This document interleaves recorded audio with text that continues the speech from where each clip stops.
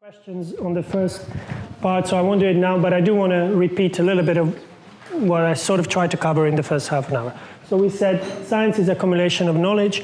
We disseminate that knowledge through scientific journals and articles. We make an article, send it to a journal, and then it hopefully goes out into the world. I'm going to talk later on in other ways of disseminating, but before I do that, I want to do the practical steps that I talked about. So if we're looking for a journal, there are things that are freely available for everyone across the world to do, and one of them is Google Scholar. So you can put in Google Scholar in Google or Yahoo or whichever search engine you use, Duck2Duck or whatever it is that you do.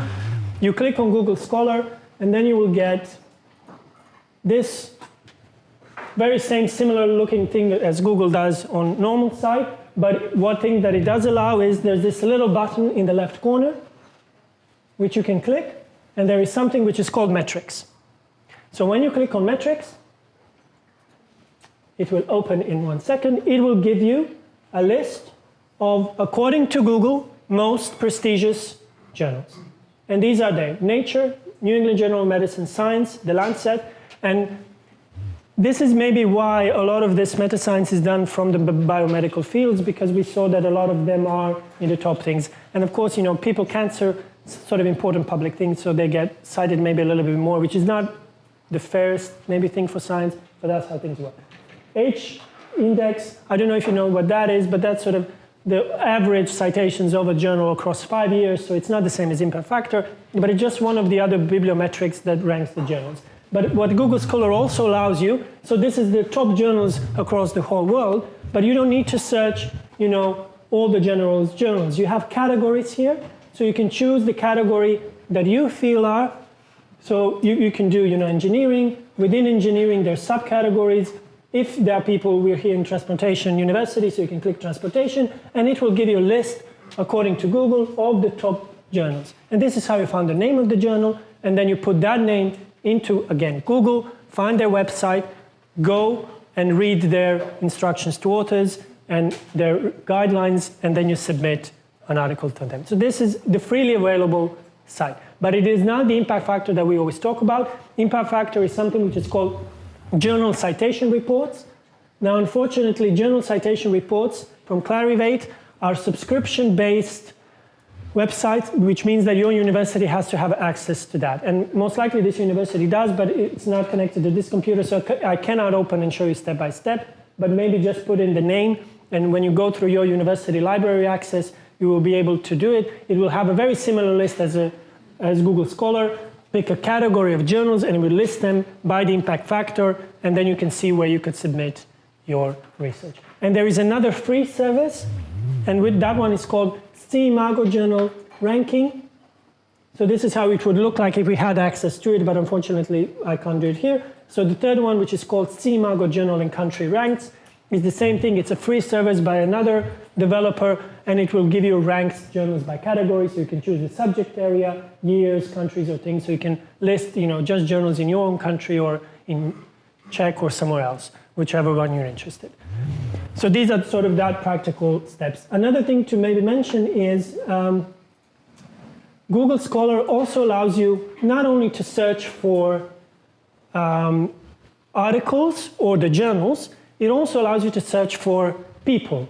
Now, I don't want to call out anyone else's name, so I'll do mine. And one thing that I would definitely recommend you as soon as you publish your first paper, or even before that, is to make a Google Scholar profile. Your university will tell you which ending to use or which email to use. It's better to use the email from your university, because that increases the visibility of your university as well. And then you can click on a person, and then it will list you the publications of that person. And if you uploaded your picture, there'll be a picture of it there as well. It will give you the number of citations per year, what are the sort of topics in this. Now, aside from a person, you can also do a university. So this time I will be a little bit maybe more appropriate. So we can do University of Žilina, sorry. I, of course, misspelled it. And then you will see all the researchers who have a profile on Google Scholar from that university how many times they've been cited and where they are. And you can maybe recognize some name even from the organizers of this conference. And this is what the world does to compare different universities, to tell you how cited and how good universities or some things are. It's not, of course, the ideal way to measure things, but it's a quantitative way of telling us the output of some universities of others. And it is a very good way to increase the visibility of researchers. Croatia forced all the researchers in the country to make a Google Scholar profile so we would become more visible. We're a very small country, 4 million people, so why would anyone know what research that someone is doing? But if you want international visibility, this is one way to do it. I'll talk a little bit later when I'm done with the ethics of 8 different websites where you can do the same and disseminate, put your profiles and your papers and do a lot of things. But this is a way to, yes. Well, just know that Lubos Buzna, of course, is the speaker in the afternoon at this training. So if you were considering to leave now, you have really the reason to stay here. And I'm going to be completely honest, I had no clue about that because I have to leave. And I think there is also one, the other thing that I mentioned, the statistical check for your papers to see if there's errors in statistics. Now, please do look at their release notes. They will tell you if your type of statistics is covered by the program. But they've updated from version 0.1 to now version 0.3 that covers meta-analysis. So soon, I think, it's people who are extensively working on this. Probably in a year, they will cover all of sciences and all of statistics. That you can check if you made errors in the papers. So bear in mind when they do that. And something that I haven't mentioned, but it's a new European project. It's called Open Knowledge Maps. It's an alternative way for actually more policymakers and public to get a field of how does the research look like in a specific area. So what you do here is you put in your keywords. For example, computational engineering or computer science or very specific things. So what I did is I put in peer review, because we talked a lot about how peer review is good or bad or what it does. And then the system creates, sorry, where is it? Here. Oh, damn. It will give you, we need a little bit better, I can't really show you what I wanted. The videos for this tablet are not the best, but you try it on your computers, put in any topic. It will give you these bubbles of the topics and papers and researchers and connection who cites who, and tells you what are the most important papers on that specific field. So it's a good sort of starting visualizing tool. But again, I will warn you, this is a starting tool. Don't forget about what I mentioned, systematic reviews, which are the thorough ways of really checking the data. But this is very nice because you will see, and unfortunately I can't show you here, but you get the papers, you get the names and of the researchers, and you see sort of what's happening, including small abstracts of text from those fields that give you an overview of the whole field. And it's across all sciences. So put in whatever is your topic, and you will see what comes up. And I think that's all the last one. Google, I think it was 20 days ago, made this public. It's called Google Public Data Explorer. So I mentioned that in methods and results, we collect our Excel tables or raw data or codes. So now Google made a search engine where you can search raw data. So you will get the actual data and not the papers. What is that good for? It's good for education, because I can have my students rerun analysis of already published papers. It's good to me to compare my results to someone else who did the same thing, but maybe did it in China, or did it in Slovakia, or did it somewhere else, so we can compare cross-culturally. So this is the first engine in the world that really does just this for the data. There are others that I'll mention later on, which are specific for projects, but Google is the first sort of engine that covers this for anyone else. It's not yet perfect, but they are developing it, and it's the same with Google Images and Google Scholar. It's becoming wonderful. No one is feeding. Google scraps things from the internet. So everything from university websites, everything that has, if you look a little bit in their notes, so there is something which is called metadata. Does anyone know what that stands for? So when you collect your data, there's usually a code book This variable, I collect weight in kilograms and not in something else. I measured it using this scale. So there's descriptions of how I measured my variables when I do data analysis, and this is usually called metadata. So if you have any kind of metadata descriptors, and there's an international standardization of how these should also be done, then Google knows that this is data, and then tells you where it is. And of course, with more use, like Google Translate and everything else, it will become better, but it does really allow you a lot of data. It will give you all the Eurostat data on statistics on everything across Europe. It will give you many universities' websites that share it openly, including Oxford and MIT. So a lot of things are out there that you can maybe use. And for teachers, it is an excellent source if you're doing something for your master thesis or bachelor student thesis when you just want to teach them the methods. They don't have to actually collect the data. You can tell them this is a publicly available database, analyze this aspect within this database, and that's something that you can do. So this is really, it came out 20 days ago. So I know I probably badgered you with too many new sort of things, but I think you're up to date. Put them somewhere in the notes, and when you come back to this, if you do, you'll see what you can use. And now we'll go to the actual topic of research ethics and publication ethics.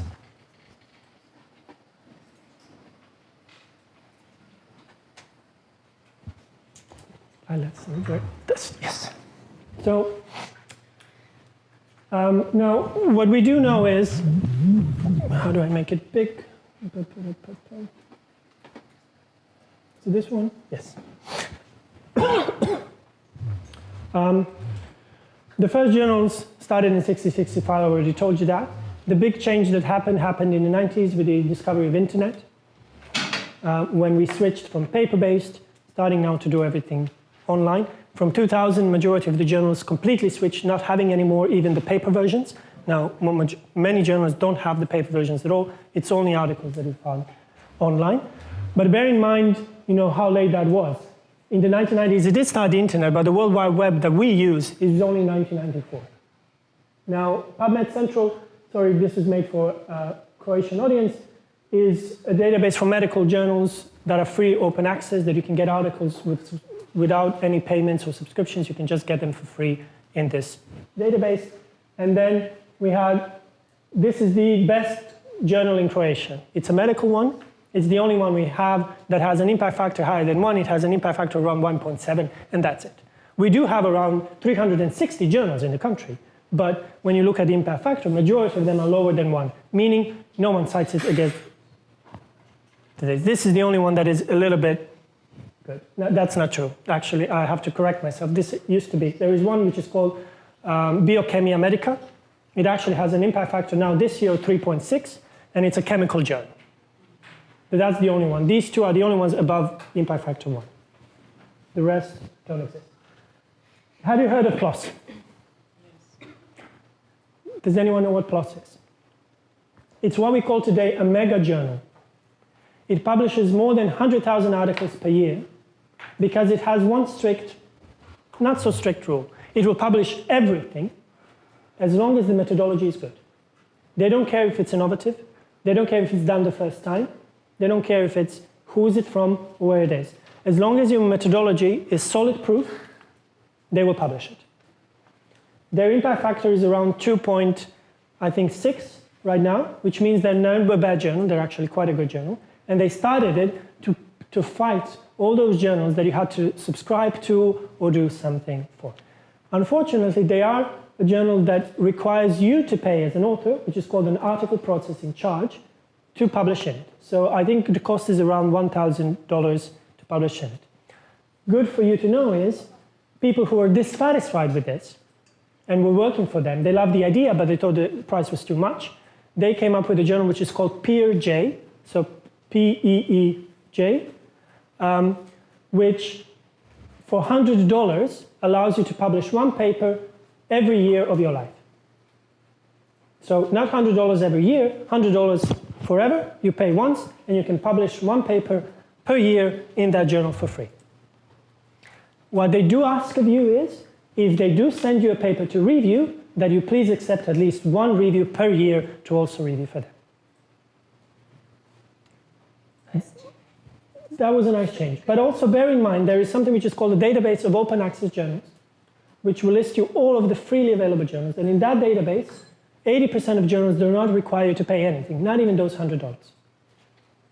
But unfortunately, and often for careers, those journals will not always have the high impact factors that you want if you want to get grants or something else. But you cannot say that in 2000 and wherever we are, 18, that you cannot publish a paper for free. You can. There's many of them. And something that I'll talk about later on is European Commission also a month ago published something which they call Plan S or Coalition S with 11 countries in Europe signing up to this, where they said that all research funded by the national governments, including the European Commission, has to be published in an open access journal so that everyone around the world can access it. And they made this mandatory from the 1st January 2020. So we need to wait another year, but they were going to also provide funds for researchers to be able to publish in open access. So when we talk about integrity of research, there's a lot of things that people do wrong or do intentionally to cheat the system because they want to advance in their careers or get more money. One thing is they can manipulate the authorship, then they can manipulate the data within the papers, they can manipulate the references that they use, the type of reporting that they use, where they store the data, and can you get access to the data. They can manipulate, can you replicate the studies or not, and also there's also manipulations of peer review systems. So I'm going to go now through examples of all of these, hoping not to teach you how to do this, but to be aware that there are some papers out there that you need to double check if they're correct, and also work with your universities and department on preventing these things. And I'll tell you in ways how we can do this. So if you look of integrity of authorship, you can search for authorship in Google Scholar or somewhere else. You will see that it's also a scientific field where people are only interested what makes you deserve to be an author of a paper. So can I have an opinion from you? What requires someone to be an author on a paper?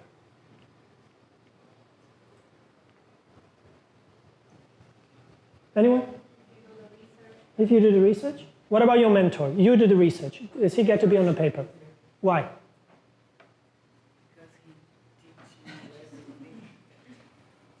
Maybe he gave you the idea, maybe he helped you with something, okay.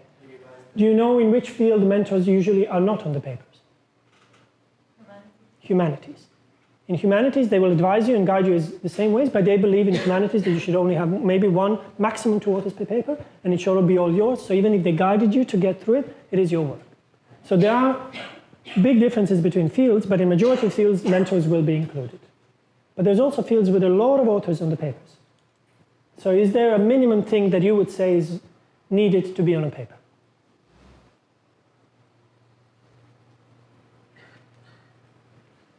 If you wrote the content. Well, she's an editor, she knows the content of the paper. If you wrote it. But let's say there's 10 authors because they were working in CERN on particle physics. 10 people cannot write the same article. One will do the first draft.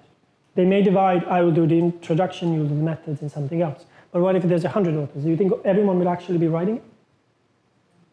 No, some parts we done the research, for example. So one thing is they should possibly done the research, and the other thing is maybe writing. Anything else?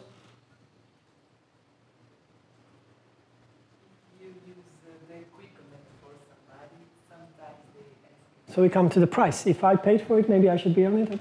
Okay. Anything else? Some of your colleagues need credits, maybe. That's manipulation of authorship that we're going to try to talk and prevent. Anything else?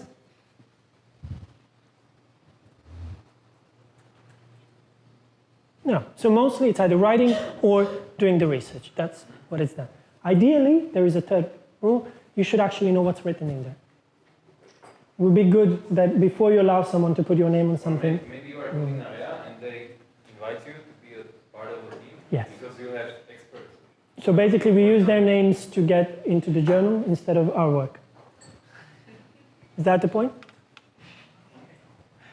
So if we look at some things and how the science developed, it used to be that you had only one author per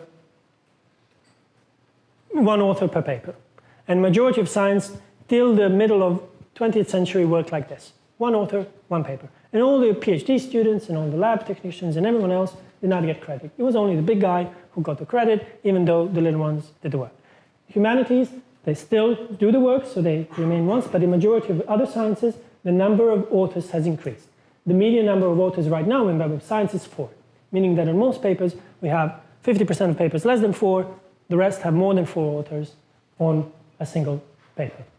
Now, this is the paper with 4, which is something that we did, and we asked a very simple question to a lot of people: why do you think you deserve? So what they did, my mentors also had a journal, the Croatian Medical Journal that you could see before. So everyone who submitted an article to their journal, they asked them a bunch of other things that they had to sign to answer this open-ended question. So we analyzed this question to see what people were there, and then we got all of those answers that you mentioned, including some of the reasons where you should technically say, but then you shouldn't be an author. But there is no such thing as a police for authorship in the world, or international organization that policies this.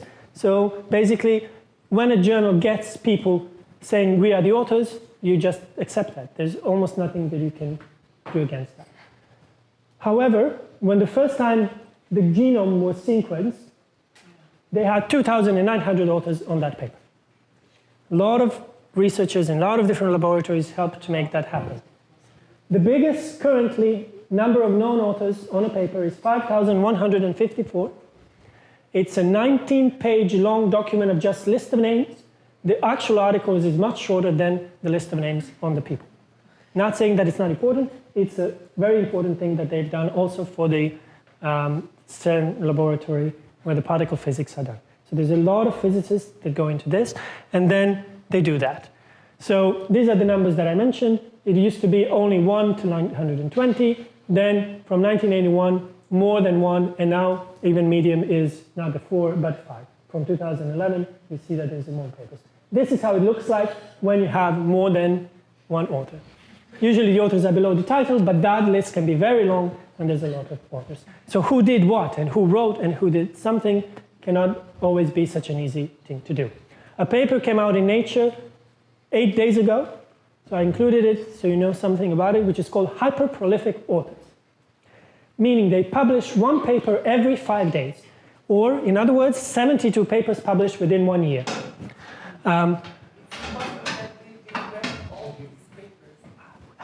We cannot be the judge of that. That I cannot know, but I will tell you what the researcher did. They found out how many of these are there, because these are available databases, so you look at how many people are there. So they found 9,112 authors who have published more than 72 papers in 1 year. They did this, from 2006 to 2016. So it doesn't include 2017 yet. Most of this were from high energy physics. Why? High energy physics has those thousands of authors on the name. Why? Because everyone who did anything in the laboratory in physics belongs on a paper. So it's not the same as humanities when there's 1. There's not the same as many other where you get the mentor to be the last person and the PhD student to be the first. In physics, everyone who works there gets put on a paper. So what the researchers did, they excluded all of these from the analysis because physics is just physics. That's how they do it. You can't change anything about it. Let's look at the other fields. So what remained were 1,000 other names. Of those 1,000 names, 900 were Chinese. This is not a discrimination thing. The problem with scientific databases right now is they're tailored to the Western world. Chinese names are sometimes too similar, and we do not know if this is the same person or someone else. So they had to exclude these Chinese as well. Our computation doesn't work that good for Chinese names.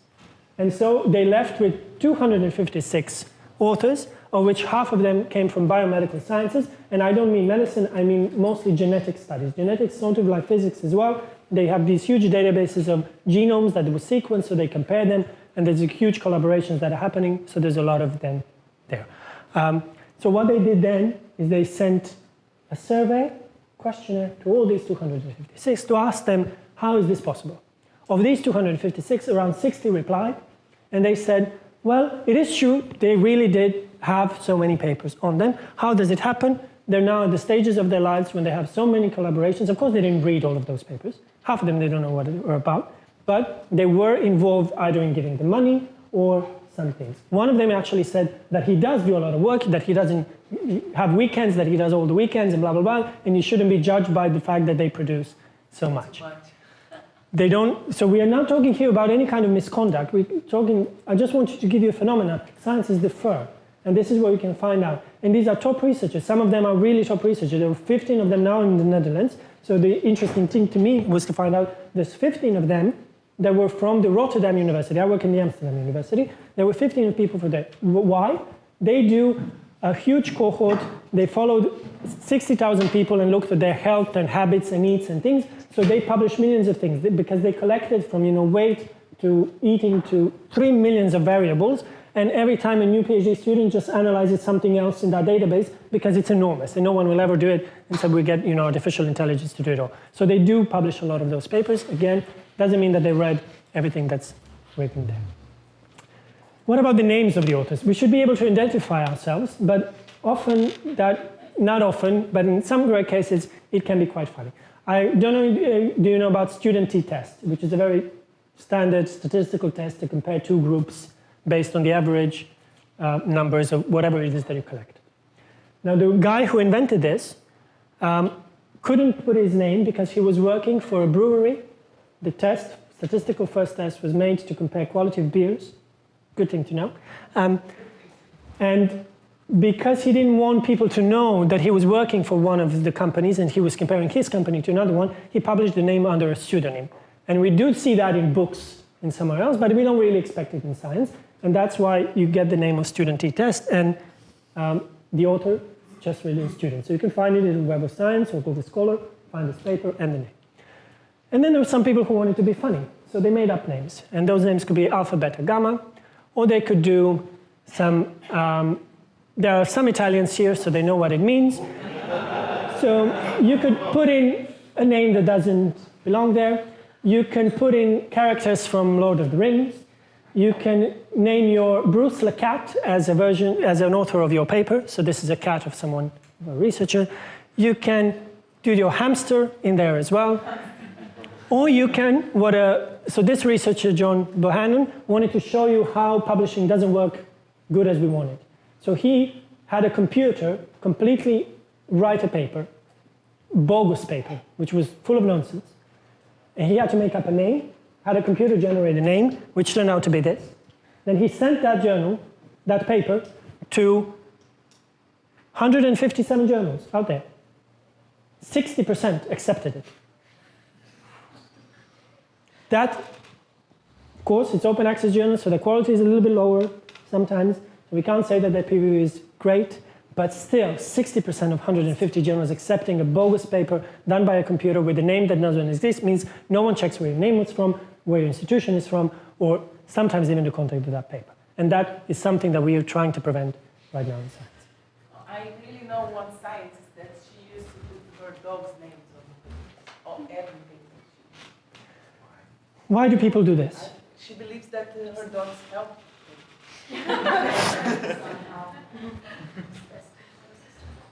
Why do we manipulate authors? Usually in many countries, the more papers you have, the more money you will get. So people sometimes do bad things. You put them on your CV. You get your H-index. Does anyone know what an H-index is? Impact factor measures the number of citations in a journal. H-index measures how many of your papers have what kind of citations. So if my H-index is 2, it means that I have 2 papers, each of them being cited 2 times. If my H-index is 3, it means I have 3 papers, all of them have been cited 3 times. If my H-index is 7, I have 7 papers, of which all of those 7 were cited at least 7 times. What is good and bad about statistics, I can have 30 papers, but only 5 cited, and maybe my H-index will be only 5 because the others are never cited.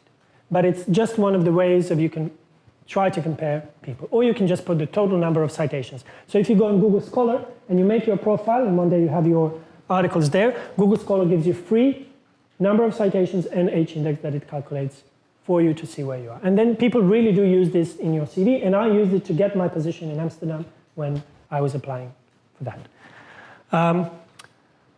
Oh, sorry, this is not what I wanted to say. There is also something which is called shared authorship or joint authorship. And you will see it in many papers when the first and the second author have a little star abundance saying equal contributionship, that these two should be considered as both being the first author. They both done the same amount of work, so they should be credited as being the same. Why is this happening? In many universities around the world, you get points based on how many authors are there on a paper. This tells you I should also be considered as first, even though maybe my name is second. And it happens most commonly in two ways. One, that the first and the second author are designed to this, or sometimes the first and the last one being the mentor, that they've done the same amount of work. Now, an interesting thing when you do research about this is that it didn't exist almost before 2000. But because we started measuring everything with numbers and getting careers and money and funds, it started to increase in journals. And so now there's even in some databases up to 20% of scientific articles published with at least 2 people being declared as joint authors. There are some editors that don't allow this in their journals. There are others that accept it.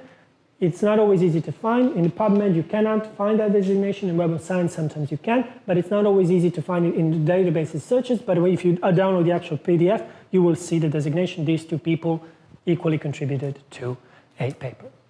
And this is then again just the statistics for some journals. How do people misuse authorship? So they can be first, gift, meaning, you know, you're my friend, a colleague, I give you a name on this paper, you will give it to me on the other paper, and that's how it does. There's something which is a little bit advanced to that, which is author cartel. Everyone in the department is in on paper on everyone from that department. Or it doesn't have to be a department, it can be a hospital, it can be an institution, and that's, you know, you didn't do anything, but you're there, so you get to be a paper. There's something which is called ghost authorship. You can do so much work, but your mentor doesn't like you, says you're not going to be in the paper. And so you've done the work, but no one knows about it. There is also then coercion authorship. I am the dean, I will be on the paper. I force you, I'm the head of the institution, put my name on it, otherwise you get fired. You know. There is something which is called ghostwriting. Ghostwriting is when you hire people to write the paper for you, but then you don't say it to them.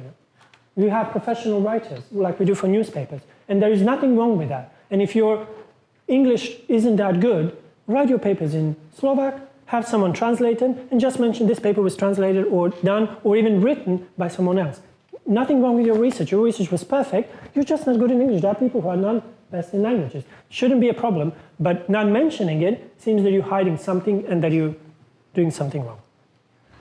Byline manipulation, what does that mean? Order of the authors, as we said before, could be important for your advancement, for your thesis, for whatever it is, or the money that you get. So people will say, I will be the first author on this paper, I'll be the second on this one. So you calculate in advance where you should be so that you know what you need for your career. And these are really not practices that have anything to do with our data. This is what we do for politics and for money. And then there's duplicate publications, which are becoming rarer because the systems to detect similarity of text are now quite advanced. But what people used to do in the past is they submit in a local paper in a Slovak language, and then they do the same article in English and send it somewhere else. Or they send the same article in English to through 3 different, 156 different journals, as we said before, and you can then put in your CV, I have 150 papers, all published in different journals. What they do usually is they tweak a little bit of the title and the abstract, so they're not completely the same. But there is something which is called cross-similarity check, or plagiarism checks, which now detect the similarities between texts. And I don't know if it is in your country, but in mine, there were a lot of politicians that we found out that falsified their either master thesis or PhDs or something else. And the thing is, people used to think that they will be clear because once you get it, no one will find out. But now every document is being digitalized, processed by computers, and we're going back. So it's not that we are now comparing only the studies that have been published in 2018. These machines can compare everything that has ever been published if it's in the database. And that makes, for your students and for you, to be a little bit more aware, not to steal someone's sentences without appropriately citing them, and also, heaven forbid, steal complete works from someone. I don't know how it is, just the last remark, I don't know how it is in Slovakia. In Croatia, we had a law where they made all master theses and all bachelor theses have to be publicly available to everyone in the national database, which makes them easy to search if a student has taken from someone. Yes, sorry. Sorry. I have only question about that abstract, because you mentioned that sometimes it is possible that you send to the journal only abstract. Am I correct? I'm not sure. Yes, it is possible in very few exclusive journals where they will ask you to send a cover letter and an abstract to see if they're even interested in it. Abstracts, publications up to 500 words, are usually not considered to be real scientific publications. For example, are the students prepare something and hire some professional writer to do this because it's much more credible to send something interesting.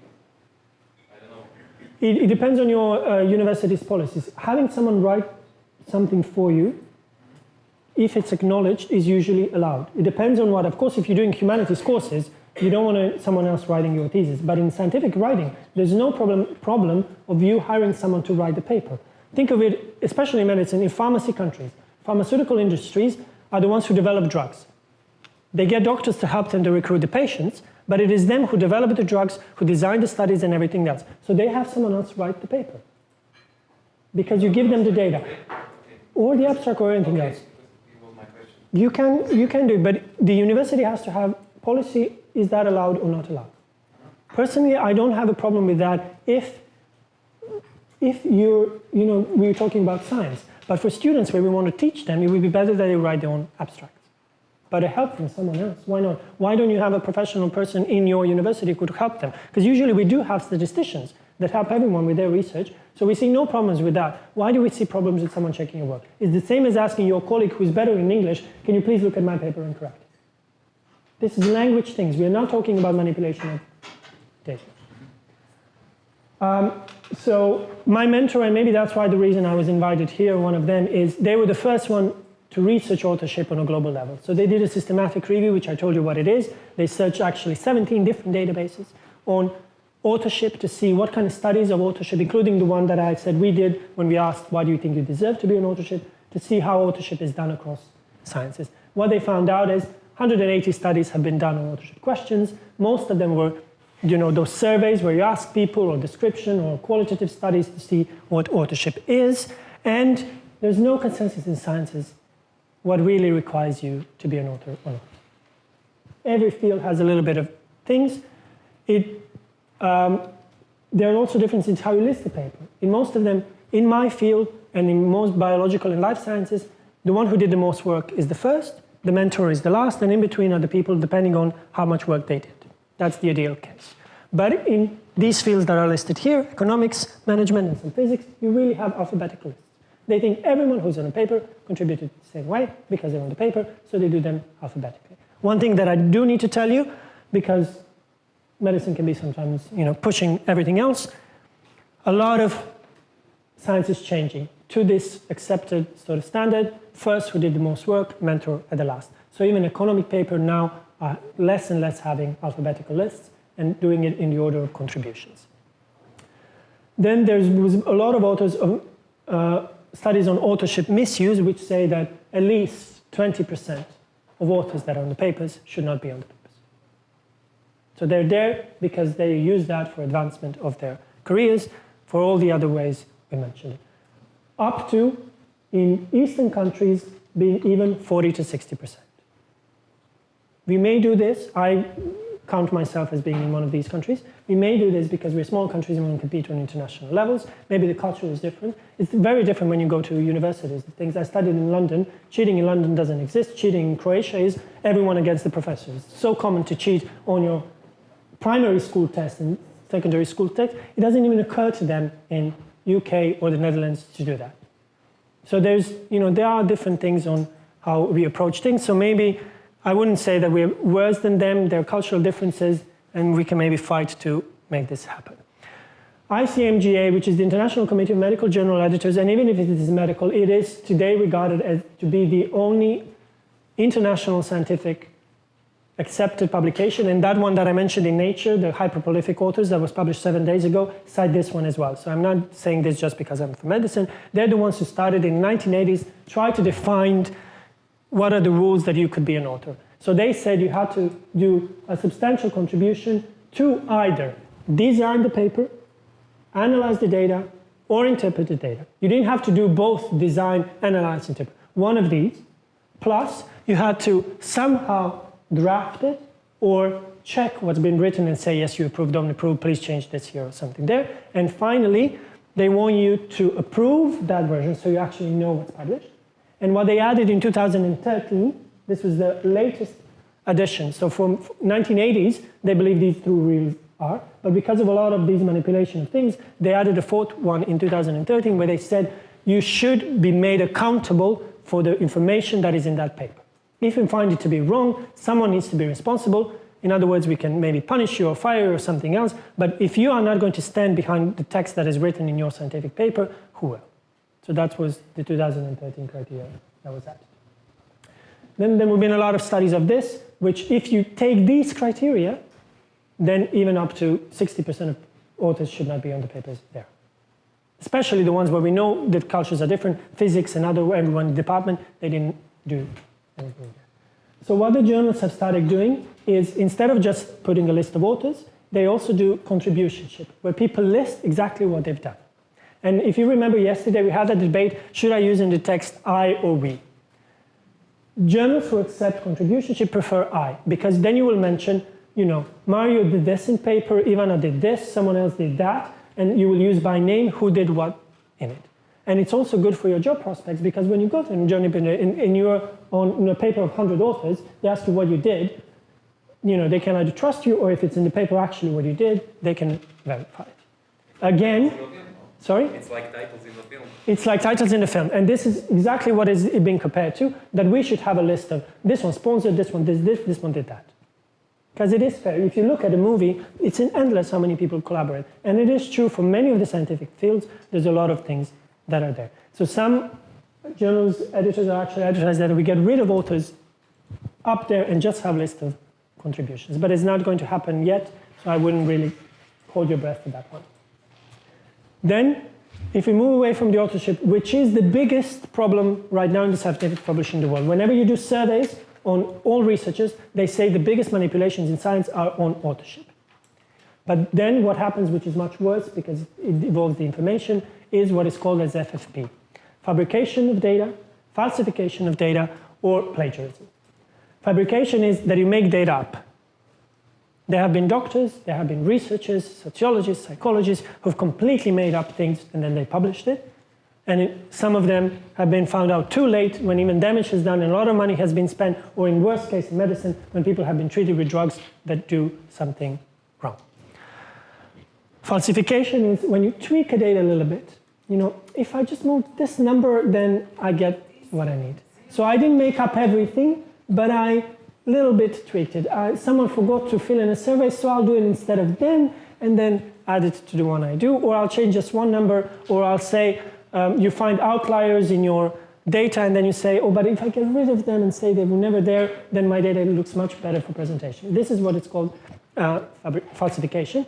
And then later one, which personally I don't care so much about, because machine learning now and these systems detect similarities with text. So we can repair plagiarism easily by saying, yes, you took it from somewhere else.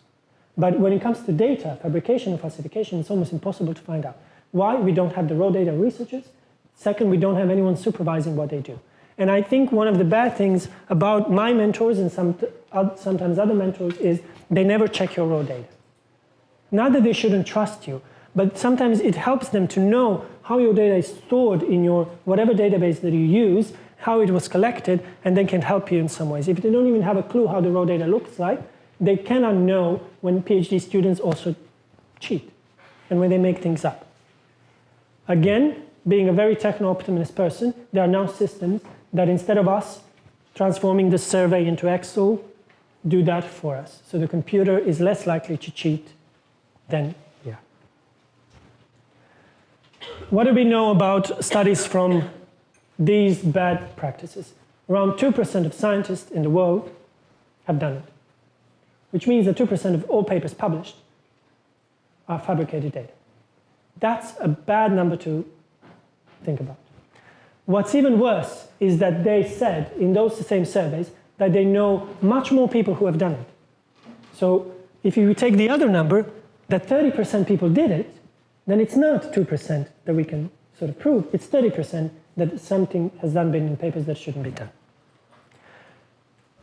This is extremely hard to detect and extremely hard to correct, because there's no, again, international law or a court that deals with these issues. In the America, you have something which is called Office of Research Integrity that deals with these kind of things, but many countries don't often have it.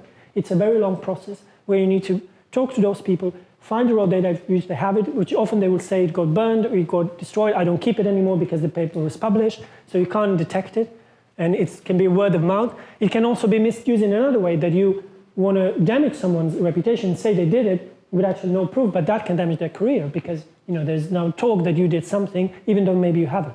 So who should be responsible is a very difficult thing, especially even for journal editors. If you get a complaint that someone has done, you have very little power. The only thing you know is you have a paper in your journal, but you need to get a cooperation from the university, sometimes from the government, from those people to investigate this, and this is a very long thing.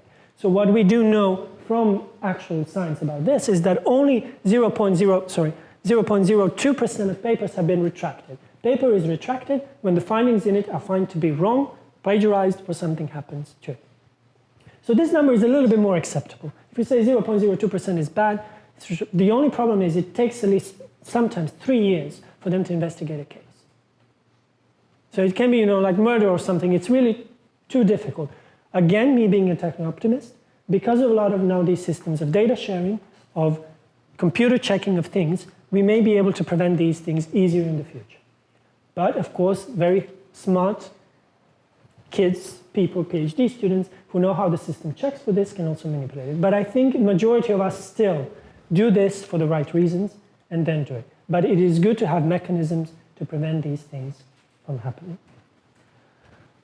What about the thing we talked about this morning, the errata? When you do make mistakes, but they were not intentional because you wanted to fraud, you just did something. So what we know from literature right now, 4% of all papers have those kind of corrections published. So after you publish a paper, then they need to publish another little small text saying, there's been an error in this paper, this figure is wrong, that thing is wrong. The only problem with that is that 25% of these 4%, so 1%, completely changes the results of that paper. Now, as an editor, she can confirm to you, when it comes to spelling errors, they will not correct those. Small mistakes will not be corrected. We are talking here really about data that has been wrongly reported that may lead to, in these 25% of cases or 1% of cases in our own journals, complete different conclusions on your results. What about references? Is there rules how many references you can use in a paper? Often not. Some journals will limit that, but often there is. Do they tell you which ones to use? Mostly not. So you can cite whoever you want. And if you know that citing someone increases their reputation or increases their chances to that, you may choose to cite everything that we do for authorship, you can do for citing. You can manipulate citations and cite only the people that you want. And this is why, again, systematic reviews are becoming golden standard, because they don't allow you to handpick who you want to cite. You have to name, this was 1,000 results, 200 of these papers are right, and list all 200 in them. So we don't do these internal biases. I'm just going to cite the people that I like and hate my enemies and never cite them. What we do now, and this is again getting productive, there's been journal cartel. Journals want to increase their prestige. So they team up with another journal and say, you cite my papers, I'll cite your papers, and then all of a sudden we'll see that our papers are good. These, again, by mathematical means can be detected. So every year, these databases that we talked about before, Web of Science, Scopus, Journal Citation Reports, they ban journals from their databases because they've seen all of a sudden a huge increase in citations for those journals, which you wouldn't really expect on the quality of the paper.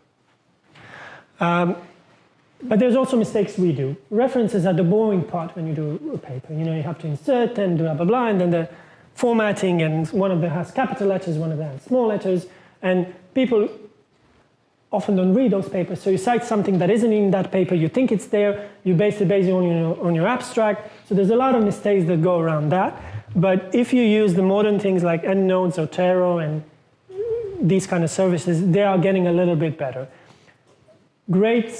I think great improvement for us is PeerJ, Journal Plus, and many of these modern journals no longer care about how you format your references. They will say, we'll deal with the formatted paper after we see it's good, and then we can see that. But it is, a process that we as young, I don't know how it is when you started papers, but my mentor would, freak out if it was in the really nicely written references with all the dates and things where it comes from. And now, luckily with DOIs and a lot of other codes, we're sort of skipping that. Does anyone know what a DOI is? Sometimes I talk too fast and too much. DOI is called the digital objective, DOI, digital something identifier, I don't know, a digital online identifier. It's basically a permanent web address that is a permanent link. So what you know, if you have a blog or a website, the link to that can change, and this is a code that is always assigned to that website so that you can always find it even if the call design and everything else is changed in the world. So now some journals have started getting rid of everything else and just using DOIs as a reference. What about reporting? Now this is, to me, and this is some of the research that I've done with my group as well, is what is problematic. What people say that they want to do, and then what they report that they've done. They say we will collect this data, and then you see the paper that comes up and has something completely different. So you don't know how much you can trust them. And you change your results and your findings, or even the data, all of a sudden based on these findings. So what we do know is that 50% of research changes from the protocol stage to the actual publication. Something happens in between. We don't know who approved of that. We don't know why it happened. And this is something that we're trying now with all these data sharing, that you really tell us exactly what you're going to collect. And then when you report your data, you report all of that. And not just handpick, I'm just going to report this. Or you should say why you changed. Or why you changed anything. So this is one of the things that is really happening right now. Now, what is bad about this system? Now, of course, I'm always talking about drugs because that's my field, and I feel it has a very high public impact on actual people. So what the Americans tried to investigate, they saw 57 studies with reported changes. They went and investigated how these research were done, how the patients were, collected, what tests were done in them, and they saw that all of them had deviations for the protocol that they were saying you're going to do. And we're talking about getting people samples, scanning them, radiating them, doing a lot of things that are not always beneficial for the health. When you look at the papers that we published about these 57 studies, only 4 mentioned deviations from the protocol. And I think this is not something that should happen. If you're changing something which is normal in the scientific process, you learn by doing, and then you may realize that what you've been doing is not the best, you want to change it. Why is it such a problem to admit that this has happened and say we changed something? It's sort of, we think that our reputation will go so down if we say that something changed from the moment we started doing it. This should pass to the ethical committee also. There's loads of studies that have actually shown quite the opposite. What you submit to the ethical board for approval often has very little to do with what we actually done. Because you have to first get the ethical approval before you can get the study. By the time you're writing the application for the ethical approval, you know very little what you want to do, you just have this idea. Then you change it completely, but you don't go back to the ethical approval because you think, well, my general idea was still the same. And that is very bad. Yeah. The reason why this is also bad is because ethical approvals are not linked to papers or papers. So the ethical board has no clue when you published it. They don't check. So there have been incentives around the world to say that they should not allow you to do other research to show them what you've done with the previous one. And this is all great on paper, and I believe they should, but unfortunately no one is doing it. Again, we don't have international laws strong enough, let alone country laws, to make these things happen, or the manpower to check all the studies that have been done. But in Deerwood, what I would love to see is if we have these open databases, protocol is there, ethical approval is there, they need to be a huge match, and it needs to be matched with your publication. And that's how we want the modern publishing to look. But we're unfortunately a little bit far away from that, which I don't want to discourage you. I just want you to know that we shouldn't always be too judgmental about our mentors and everything else that's happening, because this is happening all around the world. What I want you to do is to be better than the previous generation.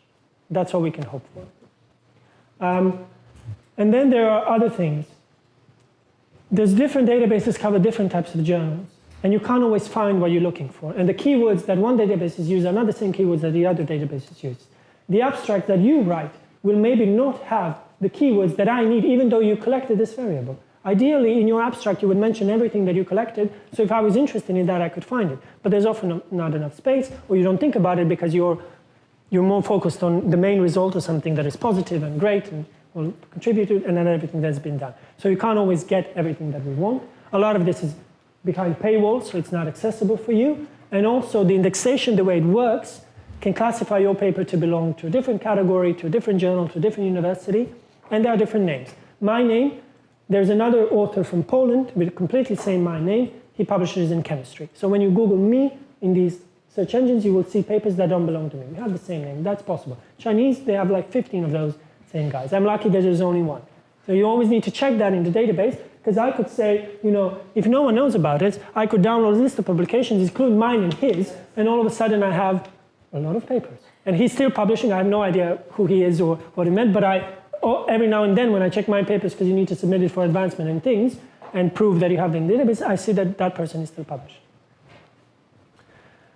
So now I want to tell you in 2 slides what I've been doing the last year in Amsterdam. I've been hired by Elsevier, which is one of the publishing companies. They had a project and wanted to see how could journal improve all of this that I mentioned was bad, and to see where we are actually now in 2017. So what we did is, we did first the systematic review of all studies that have ever analyzed what did the journals say, what should be in the paper.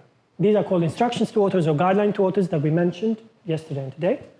So we did all the studies to see how many of them. No, across all disciplines. All our research is across all disciplines. I want to see how science is done, not specifically in biomedicine. Some of my research has been in biomedicine, but we're more interested in how science is done across sciences.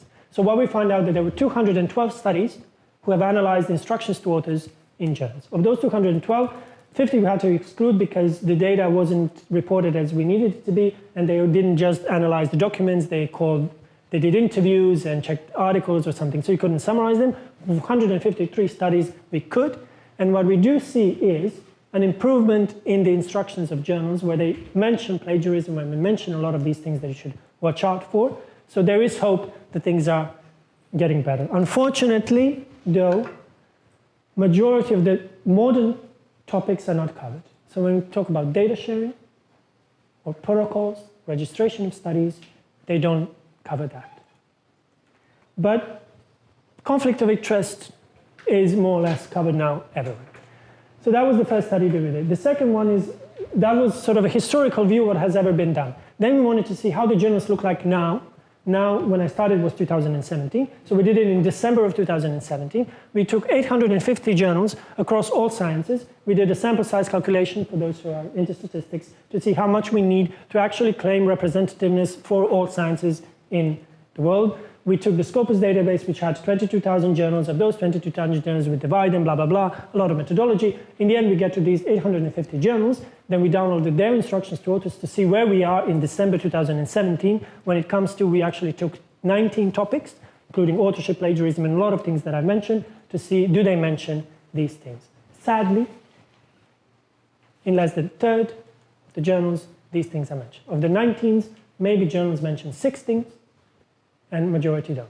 So it's not just the fault of us researchers, but even if you go to the journals, you don't get the information of what you could do. And the last thing that we did is we sent a survey to 100,000 researchers around the world. How do we get to them? Huge databases like Scopus. You take all the published authors that have their email address there. So we took randomly 100,000 researchers, again across all sciences, send them emails. Now, that was wonderful. 25,000 emails no longer worked. They didn't. People change universities, people change. Even though we took researchers that published a year before, so in 2016, those 25,000 emails did not even get delivered to the email address. Of those 75,000 that did get delivered to the email address, we got responses around 4,000, which is fine, which is sort of normal expected for the internet surveys. Not a lot of people have time. It was a survey that lasted around 12 minutes, median time to finish the survey. So, I'm asking you for a favor to do research for me. Who knows?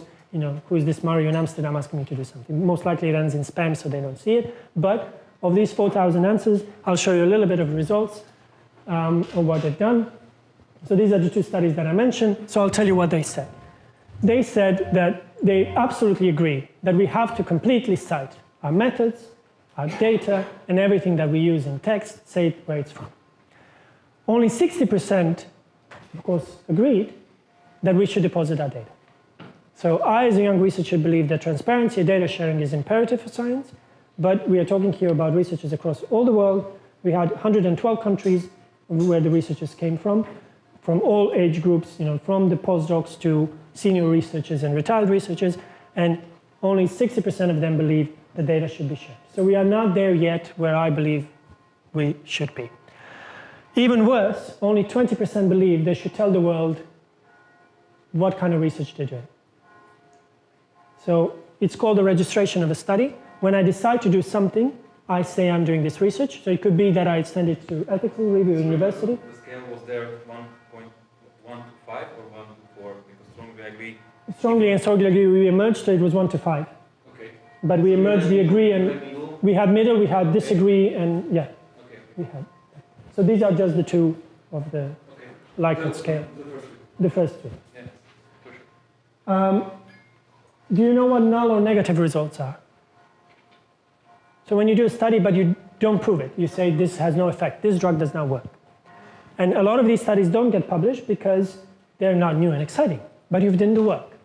And you should be able to publish and say someone, especially if you remember the case that I told you 30 times testing the same drug on kids and it didn't work ever, people that don't know about it. And that thing's what's called a negative study. So majority of the researchers said that it's very hard to publish that kind of research. Government funds money, if you have to know for it. You did the research, so you only need to publish it.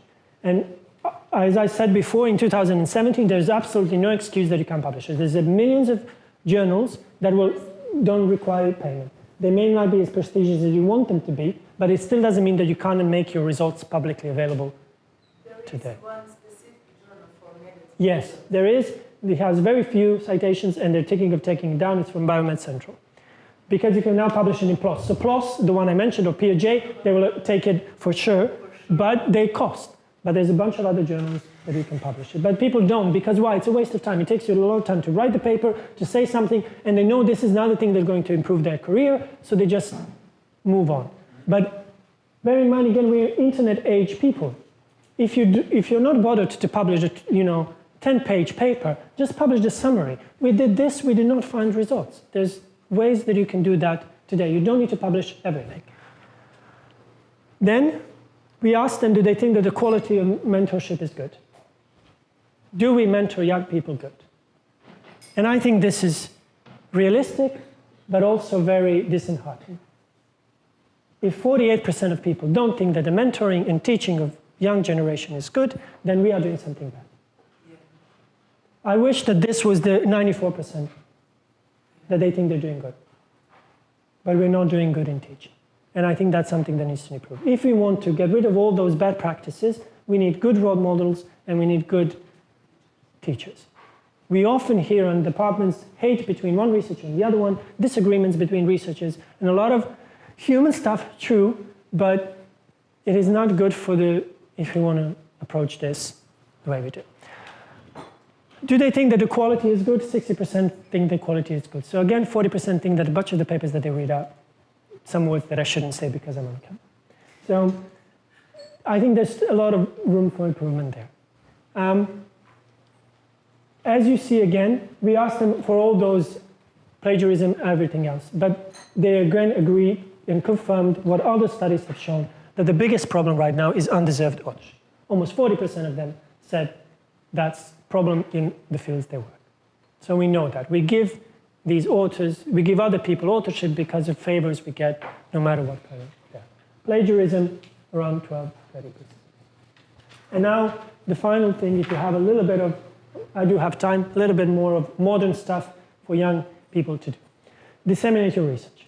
There's been enough research that shows that the more you talk about your research, it's more likely to get cited, other people will know about it, and you will not be an unknown name. You will put your country's name and your institution's name out there because you've done something good. So how and where should you put all your things? Some of the things first thing that I would like all of you to do, if you haven't done by now, is make an ORCID ID. Have you heard about it? Does anyone know about it? ORCID ID is an international ID for all researchers, no matter the scientific field. So they give you a number, a code in science, so that all of your papers one day when they're published will have this ID with it. Why is it helpful? It's helpful to distinguish this Mario from that other Polish guy who has the same name. It's very helpful for all of us for doing those Chinese names in many other countries. It gives each individual a unique code, and this code is now used by Elsevier, Web of Science, many journals across everywhere because it really confirms your identity. Do you need to pay No, this is completely free. You sign up for it like you sign up for Facebook. All you need is your email. Go on there, and then you can list your journals, and you will have one ID that will connect all the current existing databases, including Publons, which collects your peer review and everything else, with one ID. It has now around 6 million researchers. We estimate that there's around 12 million researchers in the world. 6 of them are now having this ID, and it's becoming more and more known across. Well, then for the email addresses, because if you mentioned that they will have 4 email addresses. So my ID address, some of it is public. You can decide how much of the information you have public. It's based on institution. So I have my email that I use as private one. I have one that was from my University of Split and now from University of Amsterdam. So you can update your emails so that people, if they want to ask you questions about your research, can contact you. because about your research, you just mentioned that 3. Yes, for us. Three, Yeah. out of 4. But we didn't haven't use read this it. service. No. No. Okay. This is what is trying to fight that. Because there should be also primary address, I think. My private address will be there properly. No, your primary address doesn't need to be here. Email, no, only email if you only put an email there. What it isn't yet done is that the Web of Science's Scopus updates the information from here to there. Okay. But think of it from the side of an editor. You get a PDF from a paper, and if I submitted it last year, my email is there. How can I update in that PDF my email? Technology works wonderfully, but not in this retroactive way. What I, as a researcher, could have done better in our survey, which is true, I could have maybe taken this, 100,000 emails and go to ORCID, see how many of them are ORCID's ID. But because we wanted to do an anonymous survey, we did not collect the email, the names. So I didn't want to do that. But I could have technically done that. Because technically it's possible. Technically it's possible, yes. But services need to be done. So this is how it sort of looks like. I did an example of mine. You get your name, you get the papers that you've done, you can put your biography, you can do a QR code, you can do research topics, and a lot of other things that you can use. And what I've seen in conferences around the world, now people put in the corner of their paper a QR code from this so that people can find the rest of your publications if you're interested. Free service completely. Another thing is researcher ID. It's dying, so you don't need to do it. It is dying because ORCID has sort of taken over the IDs in the world. It was developed by Web of Science because Web of Science internally assigns each author of all the papers that are in English with their specific code. So what the ORCID now does is links that number to the researcher ID number. So you don't need to sign up for this on your own, but I just want you to be aware if you search Web of Science and research ID comes up, that's what it is. And there's another one, which is the Scopus ID as well. Again, you don't need to do it, the Scopus does for you as well, but whenever you publish a paper that's indexed in the Scopus database, if it's a new name from a new university, you get your individual code. And what is a great thing about ORCID ID is now that it links this, and so you can get all your records confirmed that you are the authors on this paper. The second step is that is being done, is that they're asking now, but it hasn't happened yet, but they made a system possible that your university confirms that you work for them. Because you're using usually the email of your university. So we talked about how people manipulated addresses and things. We want to prevent them from saying, I work for this university, I work for Oxford, when I don't. I can just make up that this is my email address. Second thing is the one I showed you, Google Scholar, completely free from anyone. You can do again for free, your ID. You can link it. It will tell you all your papers. I've shown you this on the example. You can see, what you've done, which university you belong to, what your papers are.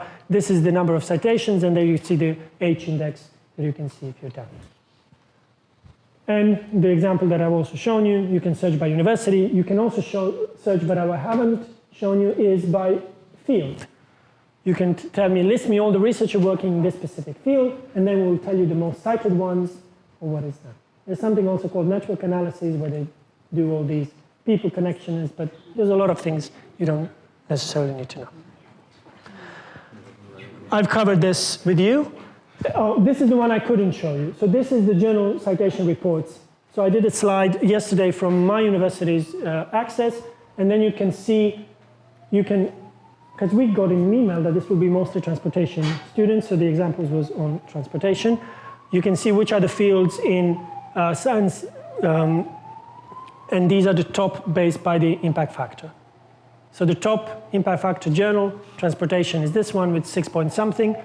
and the rest are this. And this is what you can do at home, get this list of the journals, and then you can see where you want to go. What do you most commonly do when you think your research is great? You go to the highest one, get rejected, you go to the next one, you get rejected, you go to the next one, but you still go because your research can and will be good. Easy way to skip that is if you immediately go to PLOS or POJ or somewhere else, well, they will accept it as long as the methodology is good. That's faster. But for advancement, sometimes we are still doing this game that we go to the top one and say no, then you go to the next one, waste a bit of time. LinkedIn, I think you know about. If anyone is doing management, marketing, or anything, they know without this you're dead. If you want international jobs, international recognition, this really helps. It depends on the field, but it really helps. So do your profile there. You can list your publications. You can do a lot of things. There are bad sides to it and good sides to it, but do know that recruiting agencies and a lot of countries will check your ID. What I've done, and I don't think I've shown it to you, I didn't mention it, but the Google Scholar one, the profile that I've done, I will be in the next one. I have actually seen that someone has Googled me from Slovakia, probably because of this course, otherwise nothing else. So you can see, where from who is searching you, and I knew that when I went for my interview to Amsterdam, all of a sudden I had a bigger traffic on this website and some other ones, meaning that their recruiters do check your public profiles. Another tip is if you do use Facebook, do not make it open. If Facebook is for your friends and fun stuff, I do love, sort of things that I want it to be casual on purpose. There are some things you should keep away from your employers, and there are things that you should keep for your employers. This is for your employers, where you put your research and things. So also be a little bit smart. If you comment on every political things and everything in there, people will read it and you may offend someone and it may cost you some job offers. So LinkedIn, do the profile. This is sort of how my look like. It's not good because I got a job not through it, but it's sort of just a general idea.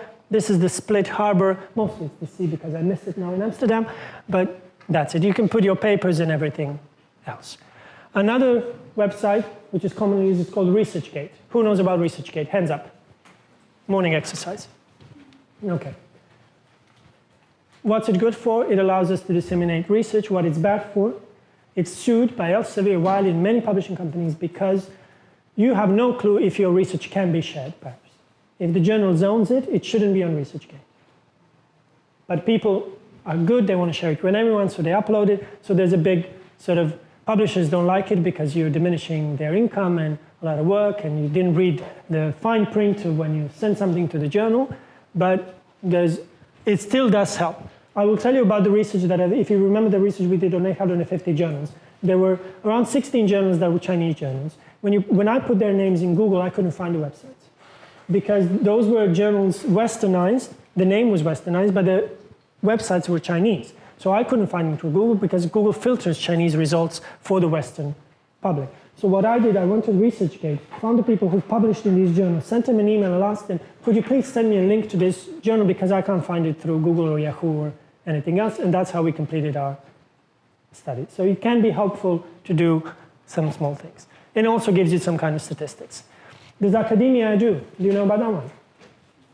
It's the same one.